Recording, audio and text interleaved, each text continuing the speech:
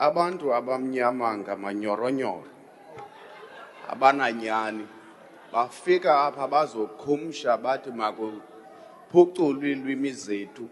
Uyapha ezindlini zabo aba balapha endlini bakhumsha abantwana babo banencilikithi. Abanye abafuni nento obuthetha isiXhosa okanye isiZulu nomntana wakhe abazazi neziduko. Okwesibini funeka singabi nanyani. Ewe siyavuma ukuthi baninzi abantu abangoomama abathwele uxanduva lokukhulisa abantwana. Abanye bethu sithwele abantwana bethu ngengobuzi siyabakhulisa kuthiwa yintoni la language yi-father tongue.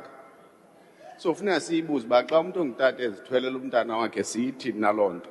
Okwesibini siyaguga ngoku Deputy Chief Whip.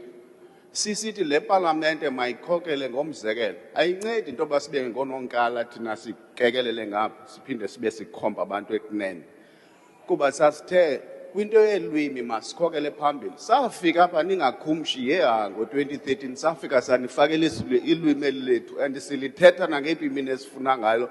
Abantu abanobudlelwane nesiNgesi ingxaki yabo. Sirhabulesile esikolweni siyakwazi ukukhumsha xa sithanda kodwa siyazazi uba singobani.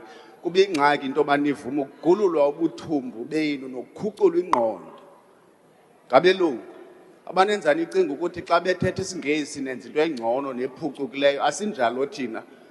Kwake kwafika kwakootishala bathi abantwana bam mandithethe nabo ngesiNgesi phaa endlini. Ndathi phaa endlini kusematshaweni kwaKhwango kuzawuthethwa ilwimi lasematshaweni akuzukhunyushwa. Wena ubhatala into yoba mawufundise umntana wam isiNgesi akwazi ucela umsebenzi. Hayi buxelele mntu uba mandithini pha ekhaya. Le nto uba iilwimi zethu zingahoyeki ifana nqwa nento yoba kuzawuthiwa le nto kuthiwa ngesiXhosa izithukuthuku zenja ziphelele eboyeni. Sihamba apha simane sizothetha le nto nisawugqiba ningayitshintshi kwanina singurhulumente sicinga into yoba kukho into engcono xa sikhumsha apha. Nalaa minister ukhona umphathiswa lo wezemidlalo. Yena ngamanye amaxesha ufana nebhabhathane kuthiwa livivingane.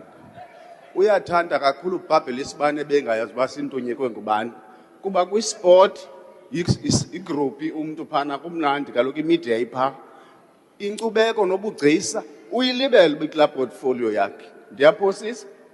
Nake namva apha ezothetha ngezo programs ezawuncedisa ngaloo nto. Akayilibalanga. Uyilibele uqhubeka phaa kuba kaloku xa kudlala amabhokobhoko kukho ntoni ii-cameras for ii-campaigns funeka sikhokele ngendlela.